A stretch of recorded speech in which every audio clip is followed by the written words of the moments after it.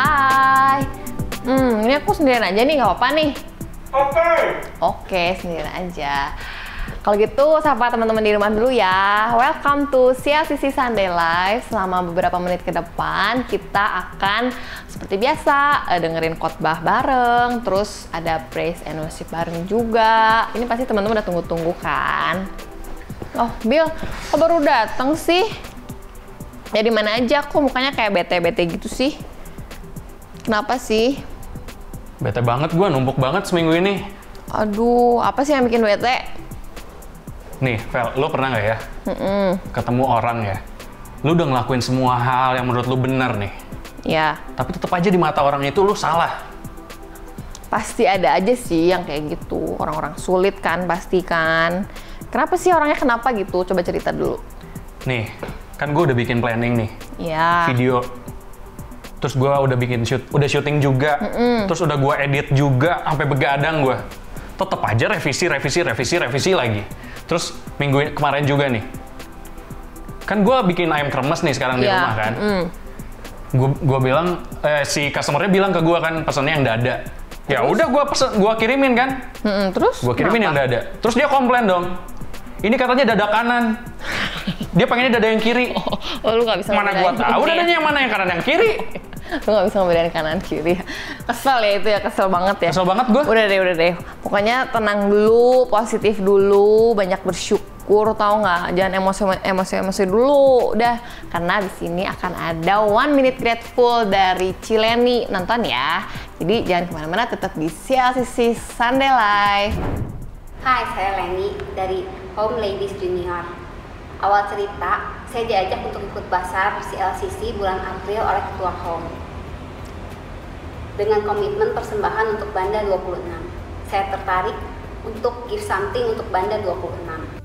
Setelah ngobrol-ngobrol, akhirnya disepakati saya akan menjual sabun mandi yang saya buat sendiri di basar CLCC tersebut. Sabun mandi yang akan saya buat berbahan natural dan karenanya harus didiamkan 30 hari sebelum bisa dipakai. Jadi, sejak bulan Februari, saya sudah mulai membuat sabun-sabun mandi tersebut. COVID-19 merubah semua rencana. Saya tetap menjual sabun-sabun yang sudah saya bikin dengan tetap berkomitmen persembahan untuk Banda 26. Sekarang, di masa-masa stay at home, saya tetap membuat sabun-sabun mandi tersebut dan saya mulai mengembangkan bisnis tersebut. Mengucap syukur karena tidak pernah terpikir untuk jual sabun kalau nggak diajak dasar CLCC. Dukungan suami dan anak juga sangat penting.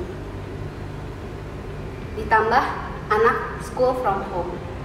Dia jadi punya banyak waktu untuk membantu saya. Malah dia lebih banyak membantu, sangat membantu. Karena dia yang mendesain, dia yang memfoto, dia yang upload di IG khusus untuk sabun tersebut, dia membuat captionnya. Sungguh satu hal yang sangat saya syukuri karena school from home ada nilai positifnya. Kami sekeluarga sangat merasakan manfaat sabun mandi ini karena kulit jadi nggak kering, jadi nggak gatel karena bahan-bahannya alami, nggak pakai pengawet, yang nggak pakai pewangi buatan, kita pakainya essential oil yang memang kita udah rasain bermanfaat buat kita sekeluarga. Mudah-mudahan yang memakai, yang membeli sabun tersebut merasakan manfaat yang sama. Pada akhirnya, ucapan syukur pada Tuhan Yesus Kristus dan terima kasih CLCC dan Home Ladies Junior. Nah tuh Bill, tadi kan udah ada cuplikan dari Cileni tuh. Makanya respon kamu jangan cepet-cepet emosi bete dulu dong. Kan belum tahu nih udahnya ada peluang-peluang bagus setelahnya, tahu nggak? Ya tapi kan Cileni mah enak, Vel. Dia malah dapat untung dari masalahnya. Iya, bagus dong. Iya, kalau gue apa untungnya coba? Ada juga. Gue aja makin bete gara-gara orang-orang sulit itu. Tau lah, gue lagi capek mikir positif dulu. Ah, Billy, gimana Selalu sih? aja ekspektasi gue tuh nggak sesuai sama realita gitu. Katanya kamu jemaat budiman. Coba gimana jemaat budiman? Jangan gitu dong. Ada yang mau disampaikan nggak sama teman-teman di rumah? Gue tahu jemaat yang budiman kayak gimana. Coba sampein dulu dong sama teman-teman di rumah. Males. Ah, Billy nih ya teman-teman, kata Billy, jemaat yang budiman jangan lupa di subscribe, like, dan share channel YouTube-nya di Cactus Production BDG. Nah, habis ini kita mau praise and worship bareng, terus ada khotbah juga. Nah, jangan lupa ya, dengerin ya. Pokoknya habis ini harus dengerin khotbah dari Bapak Andi Setiawan, karena Billy Setiawan akan diubahkan hatinya oleh Bapak Andi Setiawan. Siapa tahu kalau sama-sama Setiawan bisa berubah. Ah, itu harus. Oke, jadi jangan kemana-mana, tetap di CLCC Sunday Live. Halo, selamat hari Minggu. Perkenalkan, nama saya Irin. Saya mewakili keluarga besar CLCC Bandung, ingin menyambut saudara yang mungkin baru pertama kali hadir atau bahkan sudah sering hadir ke dalam CLCC Sunday Live. Tidak terasa, sudah hampir 4 bulan kita stay at home. Tapi meskipun kita beribadah di rumah, saya ingin mengajak saudara untuk tetap antusias dalam mendengarkan firman Tuhan, yaitu dengan mengatakan amin atau mencatat firman-firman Tuhan yang menimbulkan rema di hati saudara. Sekarang, marilah kita berdoa sebelum memulai ibadah kita. Tuhan Yesus, terima kasih untuk hari ini, untuk penjagaan perlindungan Tuhan, sehingga kami saat ini masih bisa menikmati beribadah di rumah. Tuhan Yesus, Engkau yang jaga hati kami, agar hati kami selalu tertuju padamu Tuhan, dan kami ingin memberikan persembahan kami. Siapkan hati kami, agar kami dapat memberi apapun yang kami bisa beri, berapapun jumlahnya Tuhan, itu yang menyenangkan hati Tuhan. Terima kasih Tuhan Yesus, amin. Untuk Anda yang ingin menyalurkan persembahan, Anda bisa melakukannya melalui transfer ke rekening berikut ini. Atau Anda juga bisa melakukannya dengan scan QR Code berikut ini.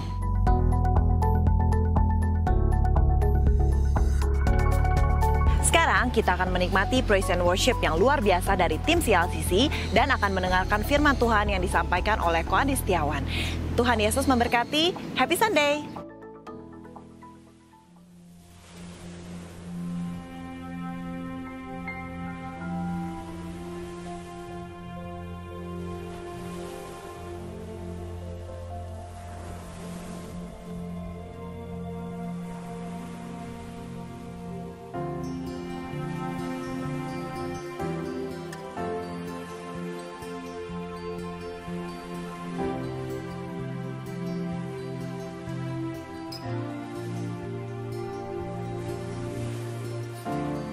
Call me out upon the waters, the great unknown.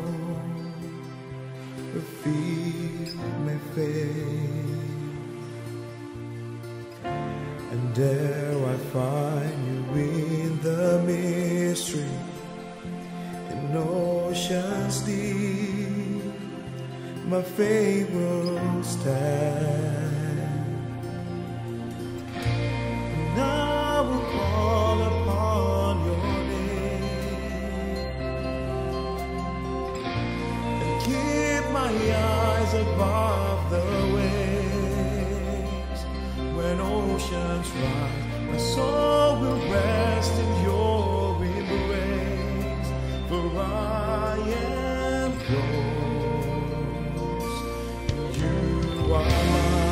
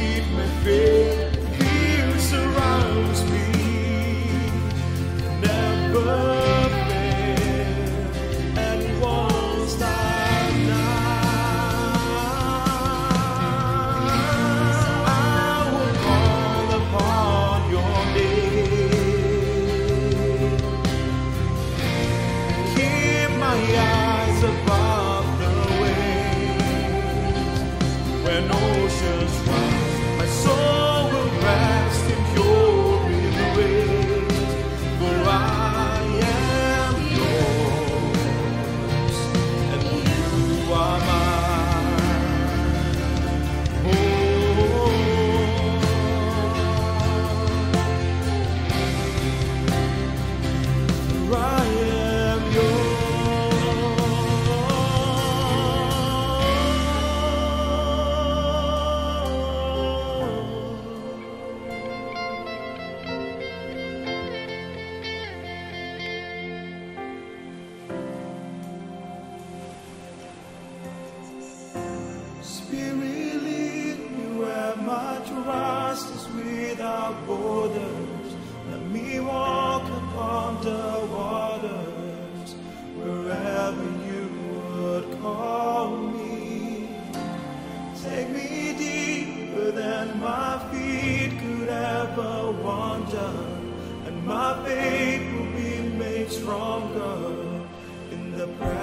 of my Savior.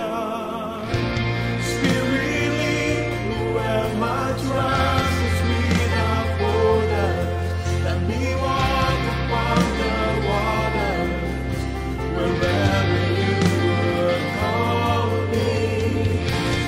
Take me deeper than my feet could ever wander, and my faith will be made stronger in the presence of my Savior. Spirit, lead me where my trust is without borders. Let me walk upon the water wherever you would call me. Take me deeper than my feet could ever wander, and my faith will be made stronger in the presence of my Savior.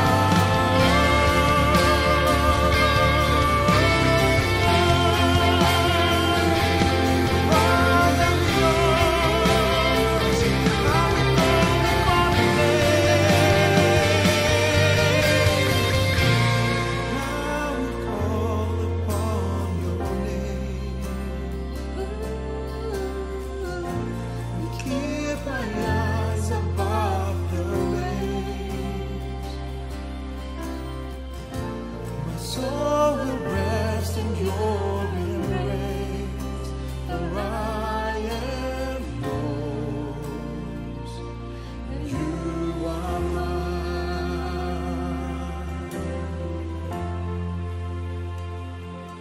In your presence, God, I will find my strength, for we find our strength in you, Jesus. We know that in everything we can rely on you, for it's all because of you, Jesus.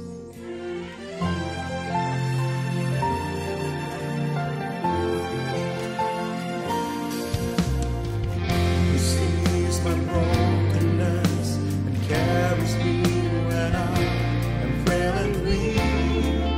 Jesus, it is you tells the storm to rest when I am overwhelmed. Cannot speak. Jesus, it is you who wears my guilt on his shoulder, who holds my heart in his hand.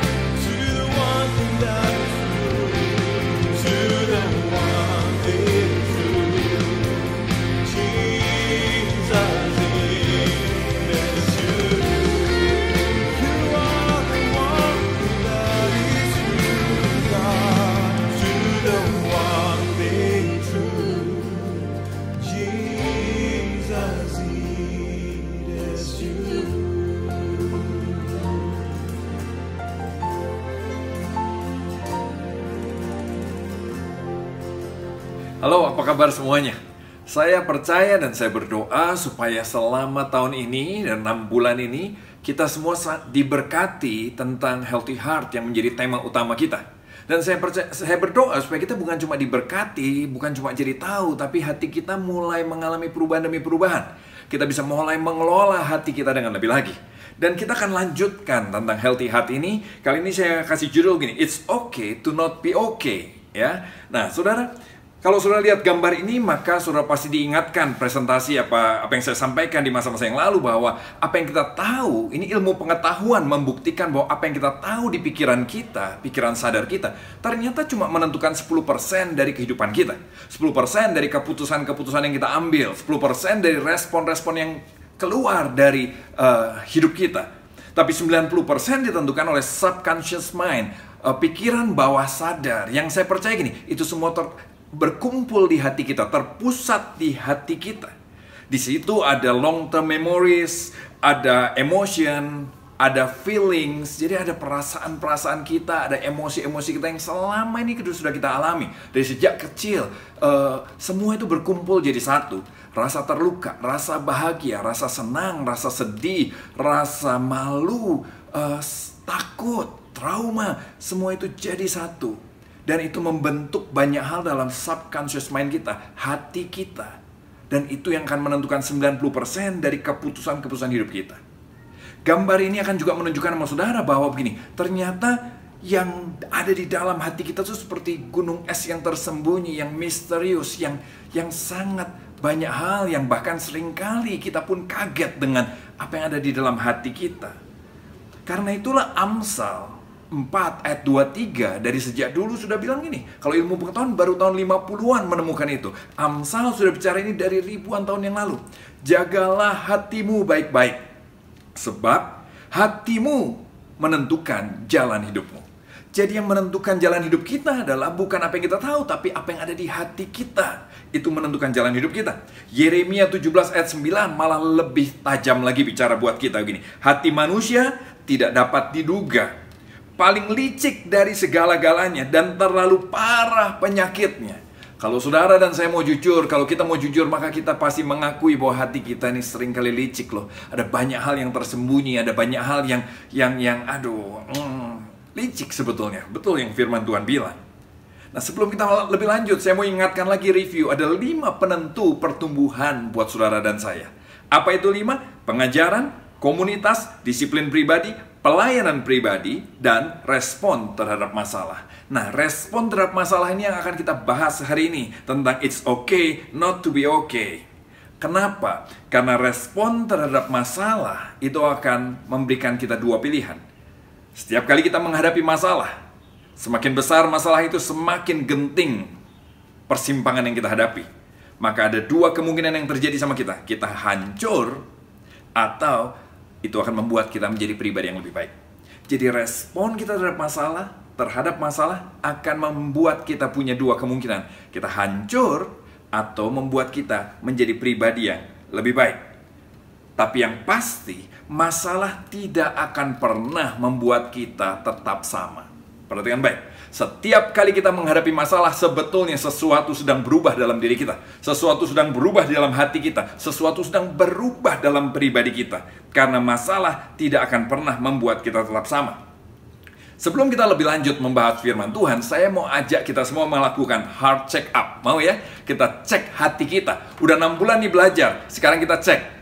Sebetulnya hati kita gimana sih? Penuh luka atau sembuh atau bagaimana? Yuk kita cek sama-sama. Kalau boleh siapkan pensil, siapkan kertas, atau pakai gadget saudara siapin. Berikan penilaian untuk setiap nomor yang saya akan ajukan pada saudara. Ada 4 penilaian yang saudara akan berikan. Yang pertama begini, dari 1 sampai 4 angkanya ya. Yang pertama, 1 itu artinya bukan saya banget. Kalau 2, jarang terjadi dalam hidup saya. Kalau 3, cukup sering terjadi dalam hidup saya. Kalau 4, itu saya banget, itu gue banget. Oke? Saudara siap ya? Yuk. Yang pertama kita akan membahas soal luka masa lalu. Coba perhatikan baik-baik. Siap memberi nilai ya? Sikap saya terhadap konflik, itu saya selalu berusaha membereskannya dan bukan menghindarinya. Saya bisa menguasai emosi setiap kali saya menghadapi konflik. Dan saya tidak ngomong-ngomongin membesar-besarkannya kepada orang lain. Ayo, coba dikasih angka. 1, 2, 3, atau 4. Soal yang kedua. Saya bisa bersyukur untuk semua yang terjadi di masa lalu saya. Dan bisa melihat semua itu mendatangkan kebaikan buat saya. Yuk, saudara boleh kasih nilai. Yang ketiga, saya bisa mengenali dan mengakui hal negatif yang diturunkan lewat keluarga saya. Saya bisa mengenali dan mengakui bahwa hal-hal ini negatif dan itu saya dapatkan dari keluarga saya. Yang keempat, perasaan saya tidak dipengaruhi oleh pendapat orang lain. Jadi mood saya nggak gampang dipengaruhi oleh omongan orang. Yang kelima, saya tidak menyalahkan siapapun untuk apa yang sudah terjadi di masa lalu saya. Oke, saudara sudah selesai luka masa lalu ini, coba saudara total angkanya berapa? Saudara total.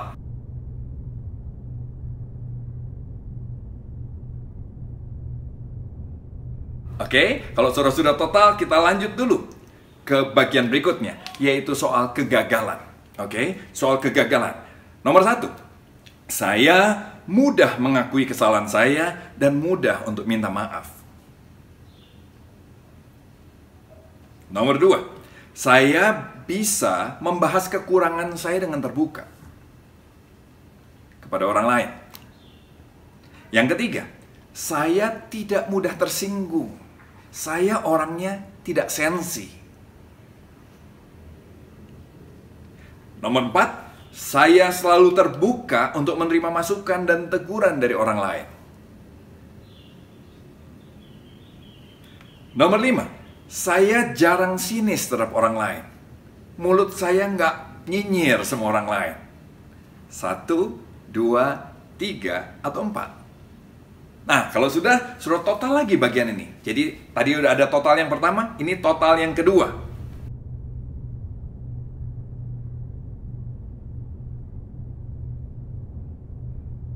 Oke?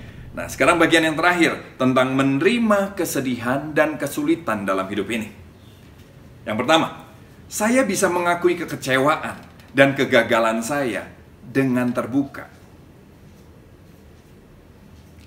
Nomor 2, saya bisa mengekspresikan kekecewaan saya dan kegagalan saya dan bukan memendamnya, bukan menyimpannya. Saya bisa mengekspresikan waktu saya sedih, waktu saya kecewa.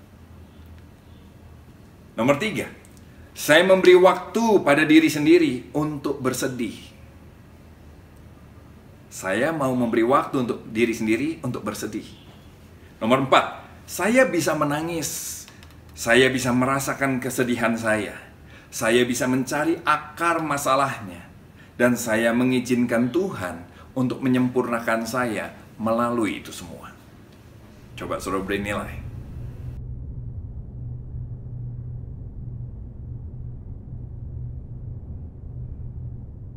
Kalau sudah, saudara total lagi. Jadi sekarang saudara punya 3 total. Dan saudara sekarang bisa lihat heart check up saudara. Coba saudara lihat di layar ini, bagaimana keadaan saudara, ya kan? Apakah darurat, apakah bermasalah, atau mungkin saudara sudah bertumbuh, bahkan sudah dewasa. Saudara bisa lihat di setiap segmen tadi, setiap permasalahan yang kita bahas, ada 3 tipe permasalahan yang kita bahas. Di bagian mana saudara sedang menghadapi masalah, atau di bagian mana saudara sudah dewasa, di bagian mana saudara sudah bertumbuh. Saudara bisa lihat dan saudara bisa belajar untuk mengelola hati saudara lebih lagi.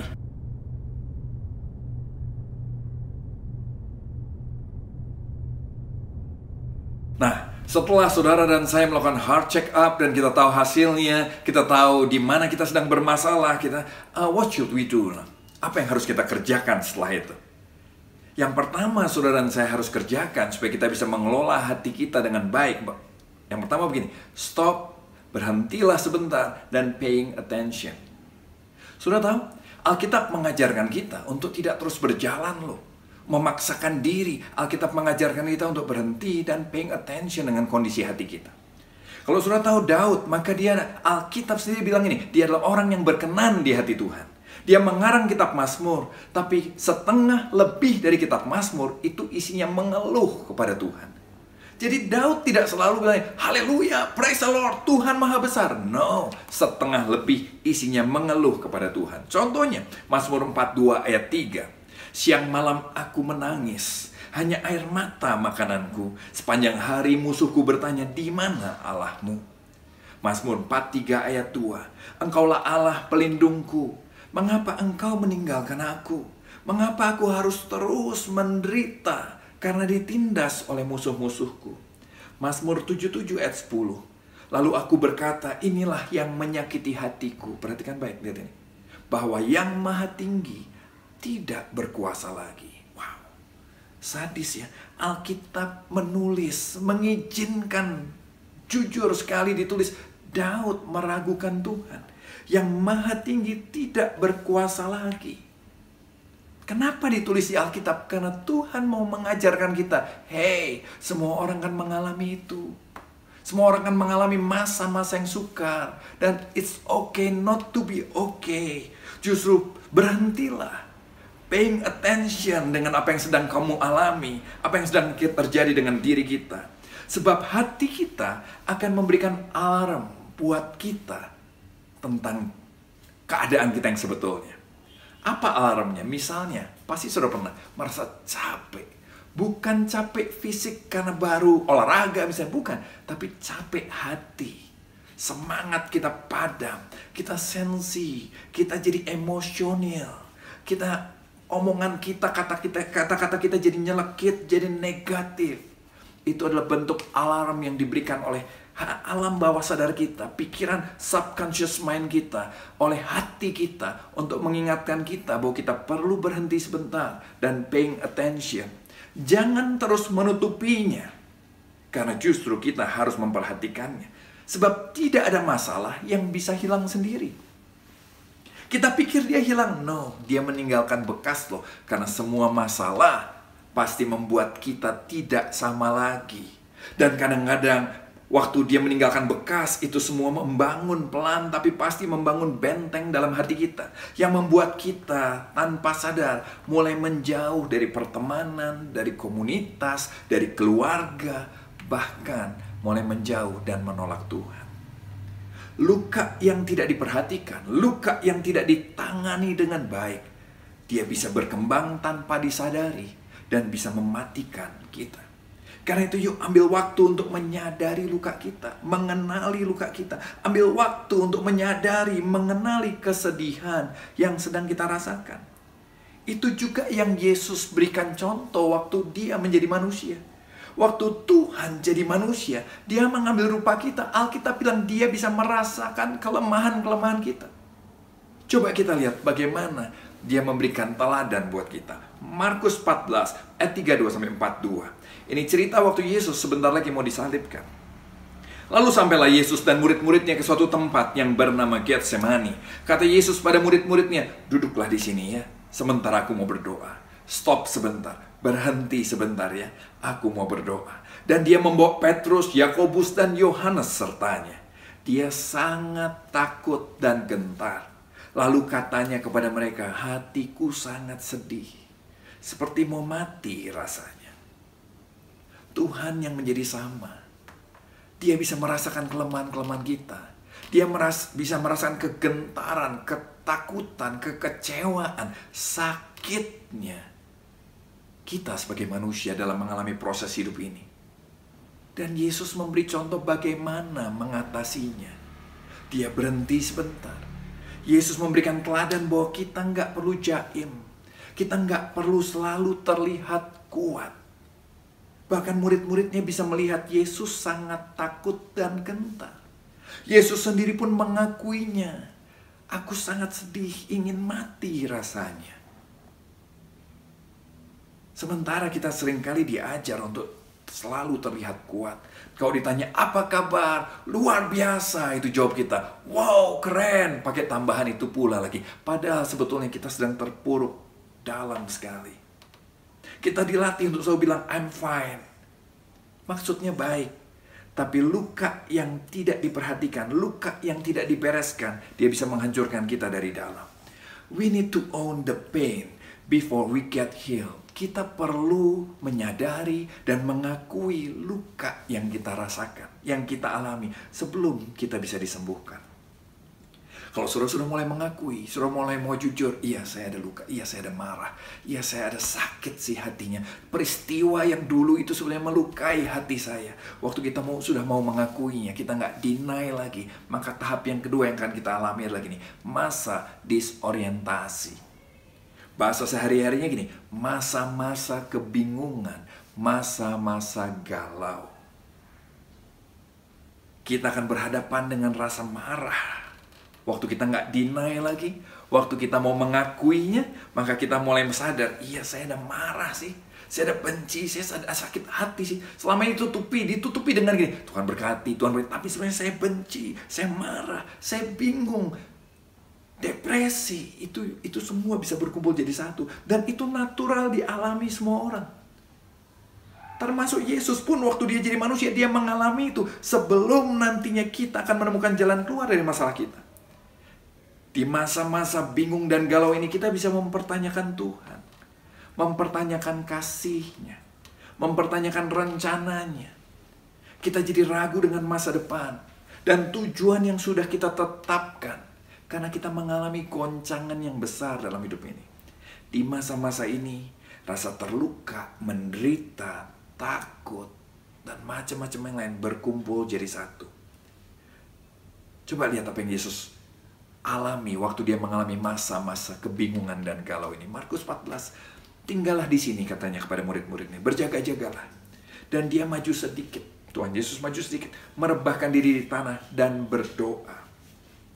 Ini doanya, supaya sekiranya mungkin saat itu berlalu daripadanya. Katanya, ya Aba, ya Bapa, tidak ada yang mustahil bagimu. Ambillah cawan ini daripadaku. Dia bilang nih, batalin yuk rencananya yuk. Kan gak ada yang gak mungkin lah. Semua bisa. Yuk batalin yuk. Gak jadi yuk. Aku takut. Aku gentar. Bahkan kitab Lukas menuliskan gini. Keringatnya seperti butiran darah.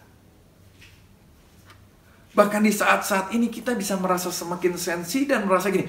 Orang kayaknya gak ada yang mengerti kita. Orang gak peduli sama kita. Orang meninggalkan kita. Kita dibiarkan sendiri. Kita bilang omong kosong semua ini. Kok gue ditinggalin sendiri? Tuhan Yesus pun mengalami. Setelah itu dia datang kembali kepada murid-muridnya. Setelah tadi dia berdoa. Mendapati ketiga muridnya sedang tidur. Dan dia berkata kepada Petrus, Simon, sedang tidurkah engkau? Tidakkah engkau sanggup berjaga-jaga 1 jam? Berjaga-jaga dan berdoalah. Supaya kamu jangan jatuh dalam pencobaan. Roh memang penurut, tapi daging lemah. Tuhan Yesus mengalami itu semua. Kalau saudara dan saya mengalami, itu natural. Itu dialami oleh semua orang. Gak usah takut, gak usah disangkal. Akui, bawa ke hadapan Tuhan. Tahap yang ketiga yang kita akan lalui adalah gini. Masa reorientasi. Masa di mana kita akan menyusun ulang semua value kita. Menyusun ulang semua harapan kita. Cara kita melihat kehidupan akan berubah. Cara melihat pertemanan akan berubah. Termasuk cara kita melihat rencana Allah. Cara kita mengenal Tuhan akan berubah. Bisa lebih baik, bisa lebih buruk. Saya harap kita semua menjadi lebih baik. Sebab ini adalah masa yang sangat menentukan. Respon kita itu yang menentukan apakah kita akan tenggelam atau kita akan makin bertumbuh menjadi lebih baik. Lihat apa yang Yesus lakukan waktu dia mengalami masa-masa ini. Markus 14 bilang begini, tetapi jangan apa yang aku kehendaki, melainkan apa yang engkau kehendaki. Itu yang Tuhan Yesus lakukan. Dia mengingat Tuhan gini, aku takut, aku gentar. Dia menjadi manusia waktu itu, dia berdoa pada Bapa, aku takut dan gentar. Tapi begini, tetap jangan apa yang aku inginkan ya, apa yang kau kehendaki. Dia merenungkan ulang apa yang Bapa mau sih. Apa yang Bapa kehendaki, apa rencananya, kenapa itu dilakukan, ada apa di belakangnya. Lihat ini, nggak langsung Tuhan Yesus pun melaluinya. Lihat ini, di ayat-ayat berikutnya dia bilang ini, lalu ia pergi lagi. Setelah lihat murid-muridnya, dia berdoa lagi. Lihat muridnya, dia berdoa lagi. Dia pergi lagi dan mengucapkan doa yang itu juga.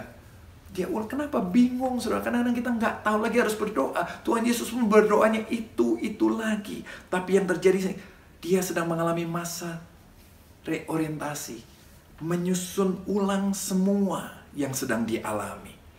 Daud juga mengalami itu. Coba kita lihat apa yang Daud lakukan waktu dia mengalami masa ini. Mazmur 77 ayat 10-14. Yang tadi bagiannya ya. Lalu aku berkata, inilah yang menyakiti hatiku, kata Daud, bahwa yang maha tinggi, Tuhan, tidak berkuasa lagi. Dia sakit, dia marah, dia kecewa, dia tidak percaya lagi. Tapi lihat ini, masa kebingungannya diakui. Lihat bagaimana caranya kita reorientasi, menyusun ulang hati kita. Lihat ini yang Daud lakukan. Aku mau mengingat perbuatan-perbuatanmu, Tuhan. Aku mau mengenang keajaiban-keajaibanmu di zaman dulu. Aku mau merenungkan segala yang kau lakukan dan memikirkan karya-karyamu yang hebat. Waktu sudah mulai menyusun ulang semua, coba ingat-ingat lagi. Izinkan Tuhan mengingatkan kita tentang firman Tuhan. Apa yang Tuhan pernah kerjakan, bagaimana dia mengasihi kita, bagaimana setianya dia, bagaimana dia Allah yang luar biasa. Sehingga Daud akhirnya bisa bilang ini, ya Allah, segala perbuatanmu suci. Siapakah sebesar Allah kami? Engkaulah Allah yang melakukan keajaiban. Kuasamu telah kau nyatakan di antara bangsa-bangsa. Di masa-masa sulit yang kita alami, Tuhan akan masuk di tengahnya dan mulai menerangi pikiran kita dengan firman-Nya. Belum tentu dengan cara yang bombastis, tapi saya berdoa supaya firman Tuhan semakin jelas buat kita. Karya salib Kristus, penebusannya, rencana Tuhan buat kita semakin jelas. Sehingga kita dimampukan untuk menyadari kesalahan kita, ambisi-ambisi yang tersembunyi, dan semakin menyadari rencana Tuhan di balik semua kejadian ini. Sehingga kita bisa belajar menyusun ulang hati kita dengan benar. Saya pernah mengalami ini beberapa kali bahkan. Suatu kali, salah satu peristiwanya saya merasa saya dikhianati sama senior-senior saya. Saya merasa dibohongi, ditusuk dari belakang, ditinggalkan, diperlakukan dengan cara yang tidak adil. Waktu itu saya rasa begitu, izinkan saya bercerita. Ya, mereka orang baik, tapi peristiwanya membuat saya merasa seperti itu. Saya terluka, saya sakit, saya marah, saya kecewa, saya marah dengan orang-orang di sekitar lu itu awalnya. Saya nggak beresin, saya membenarkan diri. Saya deny, saya bilang saya oke, mereka nggak oke, dan sebagainya. Sampai akhirnya saya meninggalkan Tuhan. Saya bilang gini, saya nggak percaya bahwa Tuhan ada. Saya nggak mau pelayanan lagi. Nah, bagaimana Tuhan membantu saya mereorientasi hati saya, menyusun ulang hati saya yang sedang hancur itu. Yang pertama Tuhan lakukan adalah begini, Dia mengingatkan saya lagi, membuat saya sadar lagi betapa tetap Tuhan baik. Sehingga di masa saya marah, di masa saya kecewa, saya tetap harus mengakui ini. Ya engkau baik sih, engkau baik sih. Kok bisa? Saya percaya itu kasih karunia Allah. Dan saya berdoa supaya kasih karunia Allah pun turun atas saudara. Membuat saudara tetap bisa merasakan kebaikan Tuhan di masa-masa terberatmu. Setelah itu Tuhan kayak mengingatkan banyak firman-Nya kepada saya.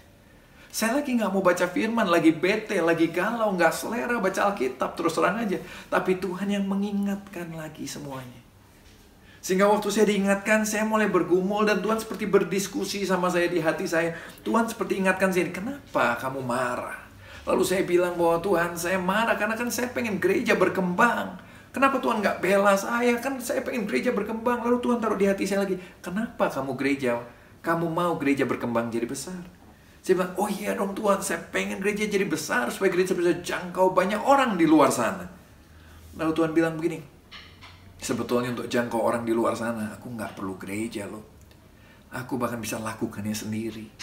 Saya mulai berpikir dan menyadari something wrong nih. Ada sesuatu yang saya kayaknya perlu susun ulang di hati saya.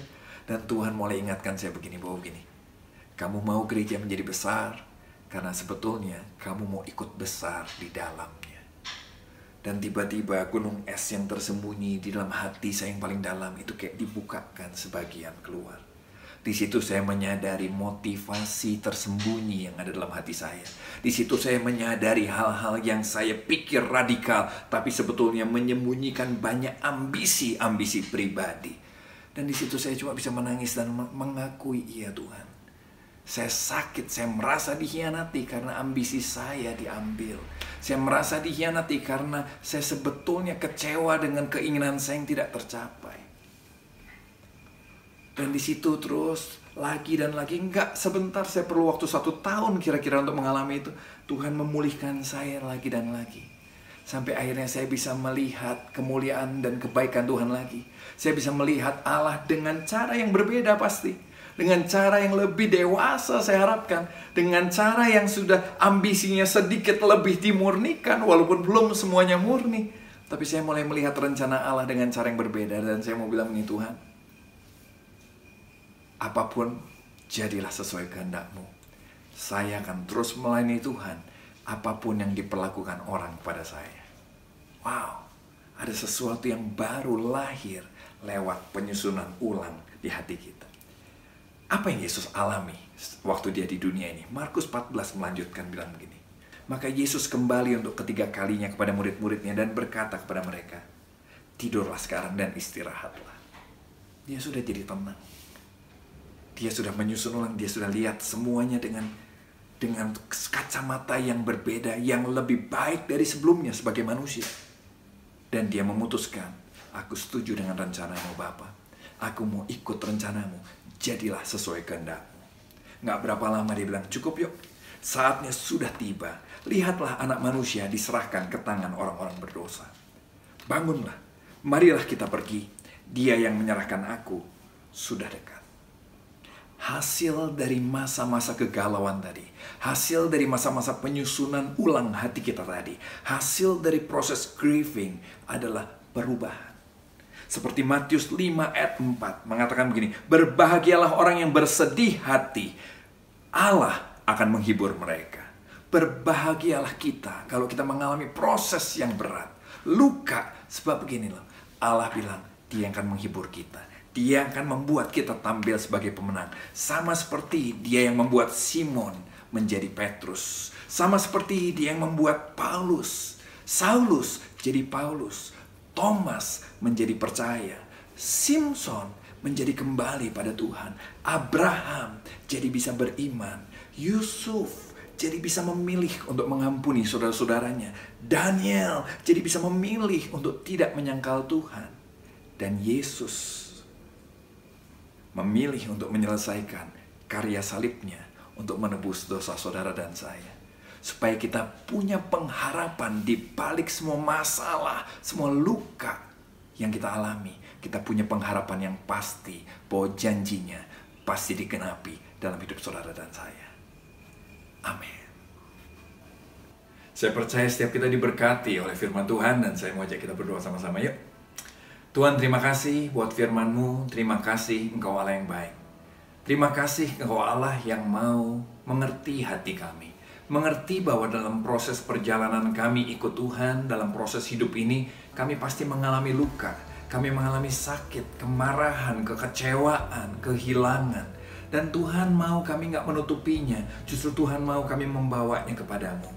Dan biarlah hari-hari ini kami nggak deny lagi, kami nggak menyangkal diri kami lagi, bahwa kami selalu oke. It's okay not to be okay di hadapan Tuhan sekalipun.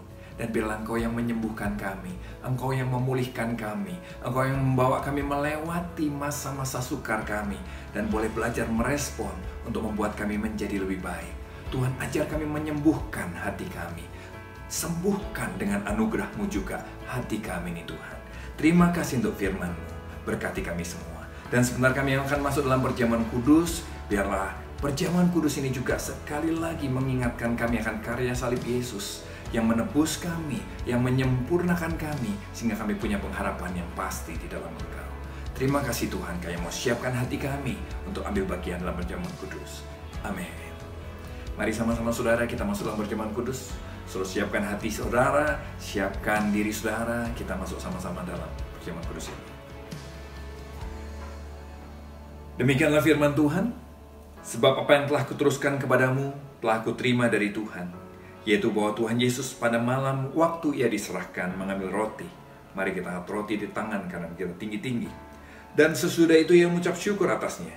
Ia memecah-mecahkannya dan berkata, inilah tubuhku yang diserahkan bagi kamu. Perbuatlah ini menjadi peringatan akan aku. Saudara yang dikasih Tuhan, bukankah roti yang kita pecah-pecahkan adalah persoalan kita dengan tubuh Kristus?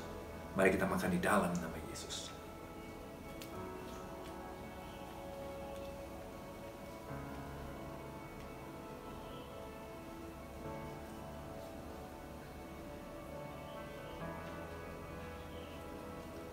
Mari kita cawan di tangan kanan kita tinggi-tinggi. Demikian juga ia mengambil cawan sesudah makan, lalu berkata, cawan ini adalah perjanjian baru yang dimeteraikan oleh darahku. Perbuatlah ini setiap kali kamu meminumnya menjadi peringatan akan aku. Saudara yang dikasih Tuhan, bukankah anggur yang atasnya kita ucapkan syukur adalah persetujuan kita dengan darah Kristus? Mari kita minum di dalam nama Yesus.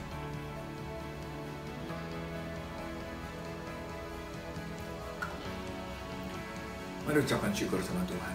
Ucapkan syukur pada Tuhan karena Dia Allah yang luar biasa. Karena karya salibnya membuat semua dosa kita ditanggung. Karena karya salibnya semua kelemahan kita, semua kesalahan kita, kekecewaan kita ditanggungnya. Dan sebaliknya, kesempurnaannya, kemenangannya diberikan pada saudara dan saya. Sehingga kita bukan lagi orang-orang yang kalah, tapi di dalam Kristus kita orang-orang yang menang. Sekalipun kita melewati banyak proses dalam hidup ini, tetapi di dalam Dia kita sudah menang. Kita dijadikan menang, dikuduskan, disempurnakan untuk selama-lamanya. Demikian firman Tuhan berkata. Berbahagialah saudara dan saya yang diampuni, yang dicintai, yang dikasihi oleh Tuhan kita. Terima kasih untuk perjamuan kudus ini Tuhan. Berkati kami. Jagai kesehatan anak-anakmu semua, jagai kesehatan keluarga kami semua, jagai Tuhan, kami perlu perlindungan Tuhan. Berkati bisnis kami, pekerjaan, profesi kami di masa-masa yang tidak mudah ini, biar Tuhan terus memberkati kami. Sehingga dalam hal itu pun kami peroleh jalan keluar. Kami juga boleh mengalami berkat-berkat Tuhan secara materi juga di dalam nama Yesus. Supaya kami boleh jadi berkat juga buat lebih banyak orang lagi. Terima kasih Tuhan. Kami memberkati bangsa kami. Kami memberkati kota kami. Kami memberkati Tuhan. Biarlah Indonesia boleh mengalami pemulihan yang daripada Tuhan. Dari sisi kesehatan, ekonomi, maupun kerohanian pun Tuhan. Biar Tuhan yang menyembuhkan bangsa ini. Tuhan yang menyembuhkan kota kami. Pakai kami, pakai hidup kami untuk boleh jadi rekan sekerjamu. Menyalurkan kebaikanmu kepada sebanyak mungkin orang di sekitar kami. Terima kasih Tuhan, terima kasih. Dan sebentar kami akan menutup ibadah online kami. Biarlah kami membuka hati dan pikiran kami. Biar Tuhan menyempurnakan kami dengan berkat yang daripada Tuhan. Mari umat Tuhan yang disayangi oleh Tuhan. Dan mau belajar menyayangi Tuhan juga. Angkat hati dan tangan kita di hadapan Allah. Terimalah sekarang berkat yang berlimpah-limpah dari Allah Bapa yang di surga. Dalam cinta kasih anak yang tunggal, Yesus Kristus Tuhan kita yang hidup. Dan dalam persekutuan yang manis dengan Roh Kudus, biar selalu menyertai kita semua dalam segala sesuatu yang kita kerjakan dan membuat kita memuliakan Tuhan di dalamnya. Dari sejak hari ini sampai Yesus menyebut di awan-awan, bahkan sampai selama-lamanya. Yang percaya sudah memang berkat Tuhan lebih lagi, sama-sama kita katakan amin. God bless you. Happy Sunday buat semuanya.